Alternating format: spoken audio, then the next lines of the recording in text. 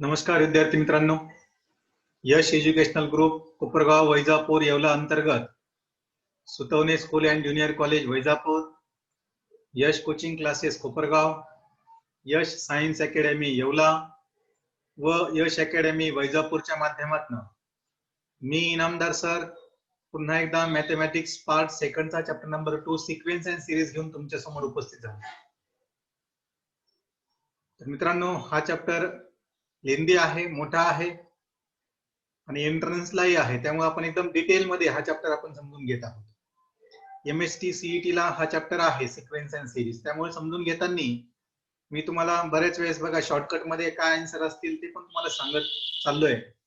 म्हणजे या ठिकाणी तुम्हाला थेअरी बरोबर एंट्रन्सचे थोडे हिंट वेळोवेळी देतोय. आपण एंट्रन्सच्या क्लासमध्ये सेपरेटली समजून घेणारच आहोत. तरी पण या ठिकाणी आपण ज्या ज्या वेळेस शक्य आहे त्या त्यावेळेस मी तुम्हाला ट्रिक सांगत आहे. तर आज आपण या जॉमेट्रिक प्रोग्रेशनचे शेवटचे 4 प्रॉब्लेम आपण आज बघणार आहोत. मागच्या क्लासमध्ये आपण क्वेश्चन नंबर 8 मध्ये असणारे 2 सब क्वेश्चन आपण बघितले होते आणि आज आपण क्वेश्चन नंबर 9 कडे जाऊया. So let's begin question number 9.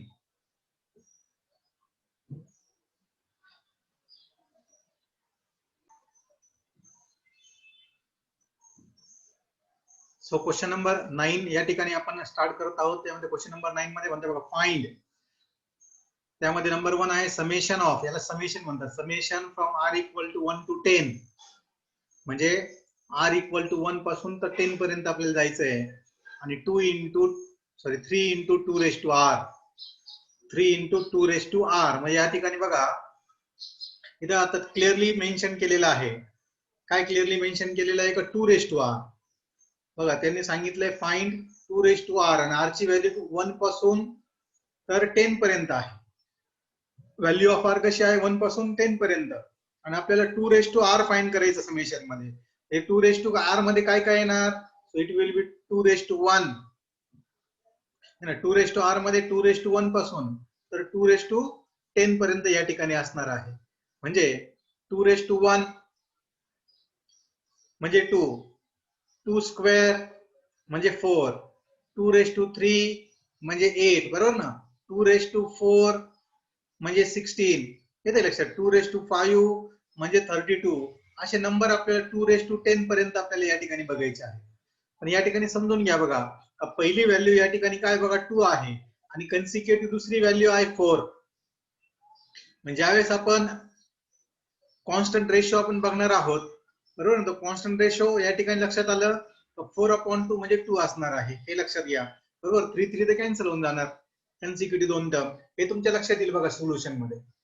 तर आपण या ठिकाणी सोल्युशन मध्ये चाललोय बघा. सोल्युशन मध्ये काय म्हणताय, summation of r equal to 1 to 10, 3 into 2 raise to r is equal to बघा 3 इंटू 2 रेस टू 1, बरोबर. 3 इंटू 2 रेस टू 1 म्हणजे हा काय झाला इथं पहिला ब्रॅकेट झाला, plus 3 into 2 square plus 3 into 2 cube आणि असं आहे 3 इंटू 2 रेस टू 10. हा 210 नाहीये, 2 रेस टू 10 आहे. 3 इंटू 2 रेस टू 10 पर्यंत आहे, येते लक्षात. म्हणजे या ठिकाणी तुमच्या लक्षात आलं बघा 3 कॉमन आहे, 3 multiplied by 3 multiplied by 3 into, या ठिकाणी 3 इंटू कॉमन आहे. म्हणजे लक्षात आलं या टाइपच्या प्रॉब्लेम मध्ये सेकंड स्टेप मध्ये जर आपण 3 कॉमन काढलं, if we take common 3, what remains in the bracket बघा 2 रेस टू 1, 2 स्क्वेअर, 2 क्यूब आणि this is not 210, printing mistake, so it is 2 raise to 10. लक्षात आलं यावरनं तुमच्या बघा. Here first term is 2, second term is 2 square, third term is 2 cube, बरोबर ना. आपण या ठिकाणी बघितलं तसं बघा, फर्स्ट टर्म याला आपण T1 म्हणणार, याला आपण T2 म्हणणार, येते लक्षात. या T1 आणि T2 वरनं so T2 upon T1, T2 upon T1 काय आलं मग 4/2 इज इक्वल टू 2 आलाय. सो बघा या ठिकाणी लक्षात आलं का first value is A is 2 and R is also 2, बरोबर ना. First value is also 2 and R is also 2. मग यावरनं आपल्याकडे समेशनचा फॉर्म्युला आहे ना, समेशन म्हणजे SN.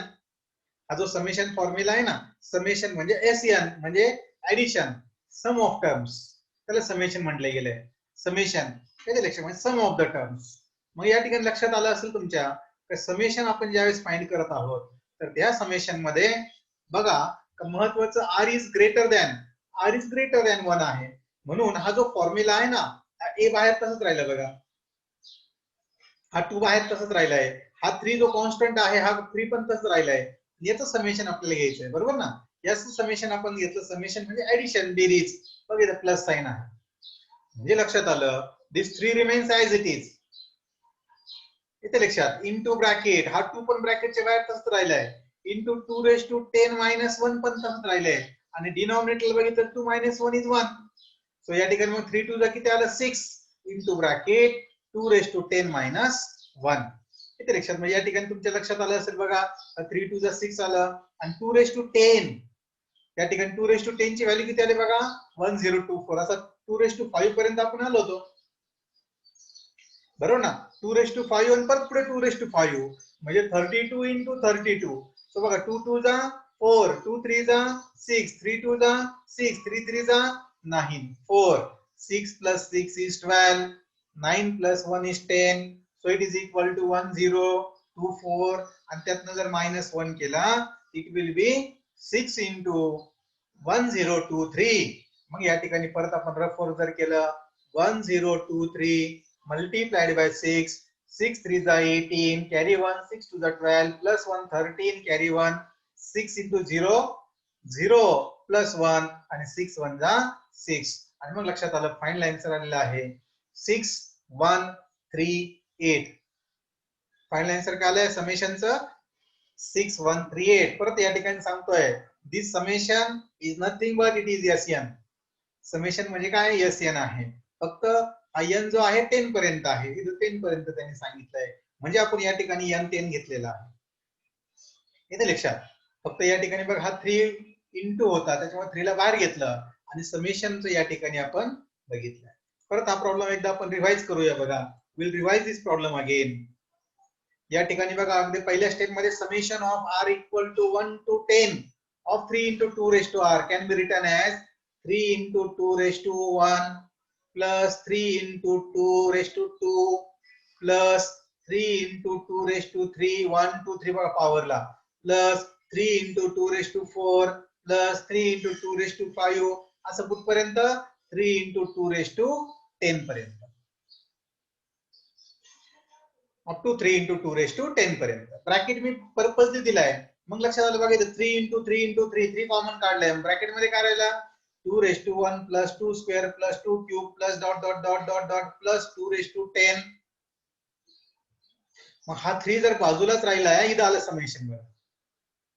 मग या समेशन मध्ये पहिली टर्म काय 2 raised to 1 म्हणजे 2, सेकंड टर्म 2 स्क्वेअर म्हणजे 4, 2 raised to 3 म्हणजे 8, 2 4 8 आहे. यावरून r लक्षात आलं 4/2 is 2 and a first term is 2. r is या ठिकाणी लक्षात आलं ग्रेटर दॅन 1 आहे, r is greater than 1. मग SN चा फॉर्म्युला है ना, SN for r is greater than 1 चा फॉर्म्युला तुम्हाला माहिती आहे, SN is equal to a into bracket r raised to n minus 1 upon r minus 1. So या ठिकाणी बघा तोच फॉर्म्युला, फक्त महत्वाचं या ठिकाणी हा ब्रॅकेट इथं द्यावा लागतंय, कारण की 3 मल्टिप्लाइड हा 3 बाहेरचा तसंच राहिलाय, आणि हा झाला तो समेशन. मग या ठिकाणी बघा आपण असं पण लिहू शकतो, summation of r is equal to 1 to 10 of 3 into 2 raised to r can be written as 3 into summation of r equal to 1 to 10 of 2 raised to r.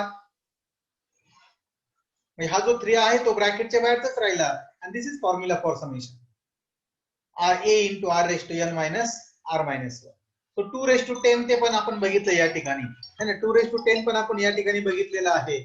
मग तुमच्या या ठिकाणी लक्षात आलंय या ठिकाणी,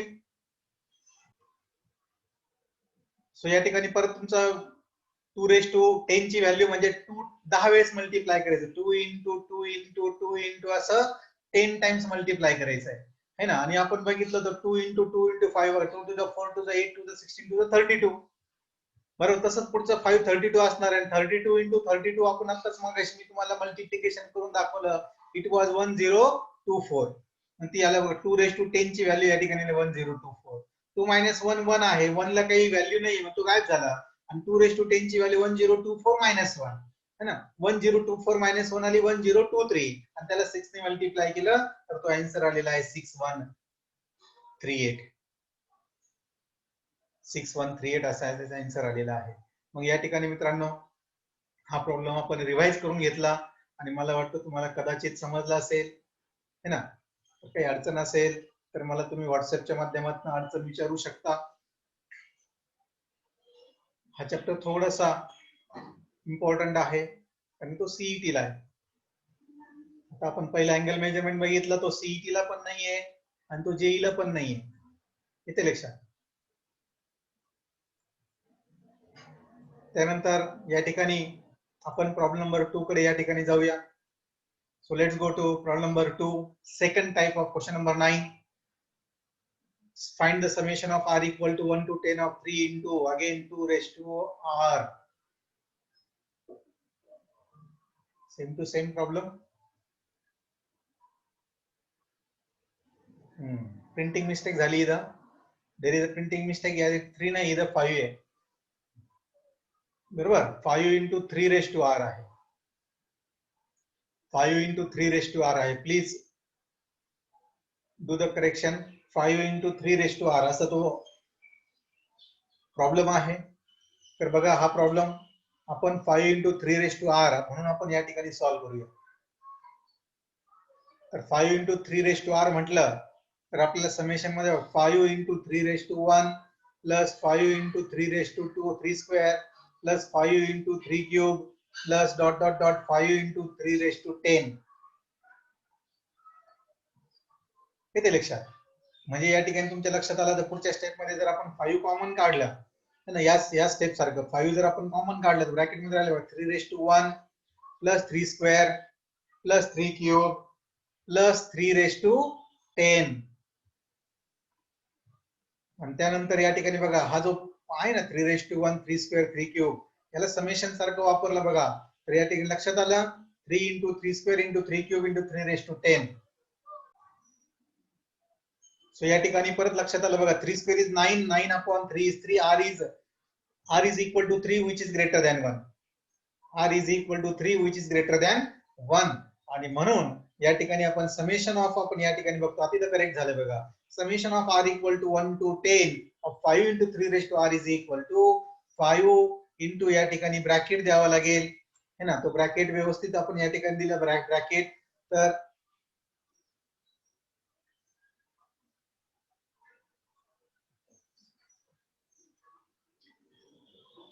so bracket should be given here. So after introducing bracket बघा या ठिकाणी 3 minus 1 2 आलेला आहे. 3 minus 1 किती आलं 2. 5 3 is 15 upon 2 या ठिकाणी आता बाहेर येईल बघा. 5 3 is 15 upon 2 इथे राहील 3 raised to 10 minus 1. बरोबर. मग या ठिकाणी तुमच्या लक्षात आलं आता 3 raised to 10 minus 1 ची व्हॅल्यू फाइंड केली नाही तुम्ही फाइंड करू शकता.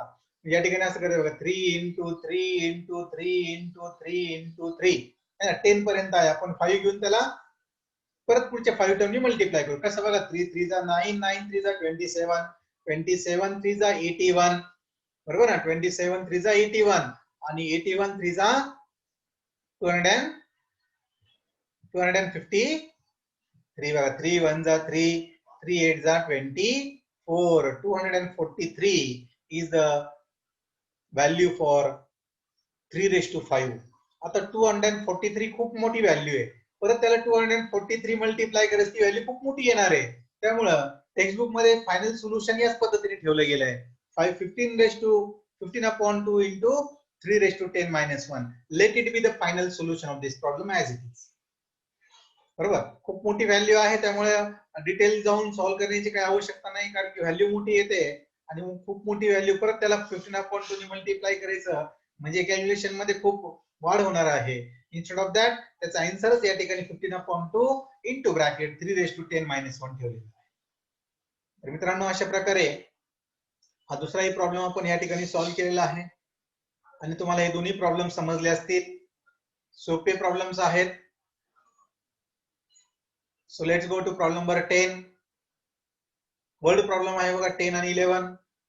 थोडंसं कॉमन सेन्स या ठिकाणी आपल्याला यूज करायचं आहे. ते म्हणतात the value of A house appreciates 5% per year. कमी होते. How much is the house worth after 6 years? प्रत्येक वर्षी 5% घराची किंमत कमी होते. प्रत्येक वर्षी 5% घराची किंमत कमी होते. ते म्हणतात 6 वर्षानंतर घराची किंमत किती असेल? जर आज घराची किंमत 15 लाख आहे. How much is the house worth after 6 years if its current worth is rupees 15 lakh and given that 1.05 raised to 5 is 1.28, 1.05 raised to 6 is 1.34. हे दोन व्हॅल्यू त्यांनी आपल्याला दिलेले आहेत. प्रॉब्लेम खूप सोपा आहे बघा. सोल्युशन मध्ये द व्हॅल्यू ऑफ हाऊस किती आहे आज? 15 लाख, बरोबर. ओके, त्यानंतर ऍप्रिशिएशन पर इयर किती आहे? रेट 5%. 5 म्हणजे 5/100 म्हणजे 0.05, बरोबर. So value of house after first year किती आहे ना? 15, बरोबर ना. 15 लाख आहे आणि इंटू 1 प्लस 0.05, 1 प्लस 0.05 लक्षात घ्या, पर्सेंटेज किती लक्ष अप्रिशिएशन होणार आहे म्हणजे 15च्या 0.5%, 15च्या 5% आहे. So it is written as, हे लक्षात ठेवा, it is written as 15 into bracket 1 plus 0.05, बरोबर. ऍक्च्युअली या ठिकाणी पॉवर काहीच नाही म्हणून पॉवर 1 आहे. आता हे या ठिकाणी समजलंय बघा, पॉवर कशासाठी दिलाय बघा, खूप इम्पॉर्टंट आहे. तर त्यानंतर या ठिकाणी बघा, so it becomes 1 plus 0.05 is 1.05. So 15 into 1.05, 15 into 1.05 झाली आहे ना. मग या ठिकाणी 5% ज्यावेळेस किंमत वाढली आहे तर it becomes 15 into 1.05 after 1 year. इथं बघा 1 असताना, 1 इयर असताना या ठिकाणी 1 आहे, कॉमन सेन्स आहे अगदी. So the value of house after 6 years will be 15 into 1.06 raise to 6. 1 असताना 1, 6 असताना 6 असताना 6. इतकं सोपं आहे, बरोबर. पण त्यांनी 1.05 रेस टू 6 ची व्हॅल्यू दिली आपल्याला 1.34. So 15 into 1.34 is equal to 20.1 lakh. Multiplication केलं तर ते आन्सर येते 20.1 लाख. हा प्रॉब्लेम जर आला तर लगेच तुम्हाला इझिली समजलं पाहिजे, येते लक्षात.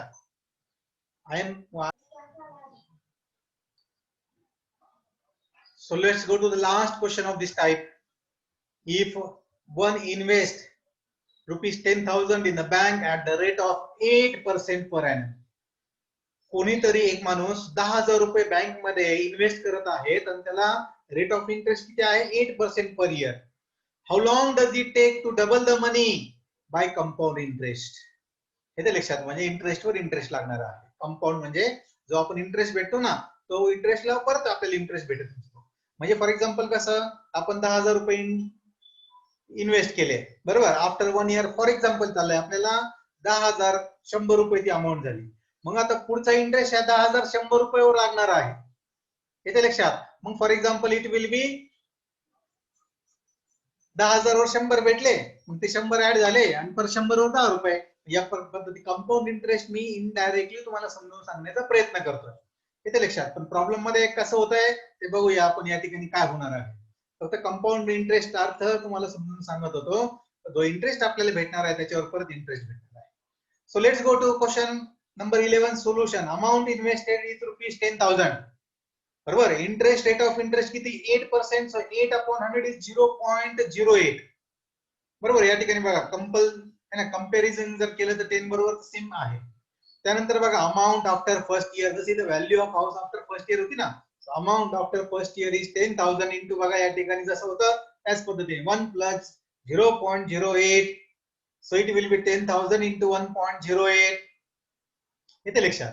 So value of the amount after n years, येते लक्षात. काय येणार? It will be 10,000 into 1.08 raise to बघा या ठिकाणी परत त्याच पद्धतीने आहे. 1 असताना पॉवर 1 होतं, तर n इयर्स असताना पॉवर इज n, येते लक्षात. and so it becomes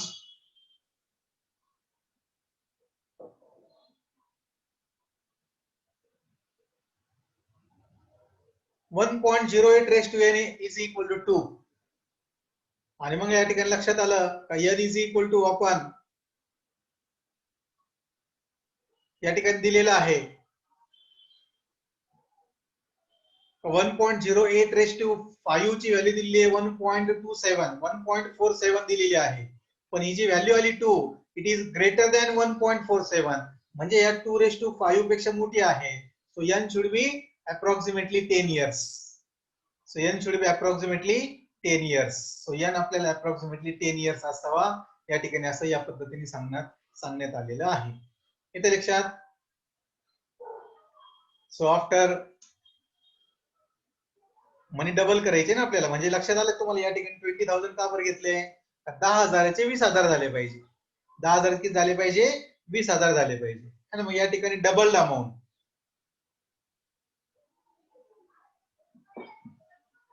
double amount किती आहे? 20,000 आहे. बरोबर. म्हणजे आपण काय केलं, आफ्टर किती इयर्स माहित नाही आपल्याला, म्हणजे 20,000 इज इक्वल टू आपण कम्पेअर केलं आहे ना. म्हणजे या ठिकाणी कसं केलं पाहिजे होतं? या ठिकाणी असं लिहिलं पाहिजे होतं 20,000 is equal to 10,000 into bracket 1.08 थोडं डायरेक्ट केल्यामुळे जर तुमची जम्बलिंग झाली असेल. हा 10,000 इकडे आला तर काय झालं बघा, 20,000 upon 10,000 is equal to 1.08 so 0 all gets cancel. So लक्षात आलं 2 इज इक्वल टू 1.08 बरोबर. बट त्यांनी 1.08 ची व्हॅल्यू दिली 1.47. बरोबर. म्हणजे आपण अंदाज लावला या ठिकाणी 1.47 आहे आणि इट शुड बी 2, म्हणून या ठिकाणी आपल्या लक्षात आलं the value of n should be approximately. So double होण्यासाठी approximately n should be equal to 10 year. 5च्या डबल या ठिकाणी होईल ते लक्षात. सो अशा प्रकारे अप्रॉक्सिमेटली हा प्रॉब्लेम आपला संपलेला आहे. तर या टाइपचे प्रॉब्लेम्स आज आपले संपलेले आहेत. मी इनामदार सर आज तुमची रजा घेतो. Thank you very much.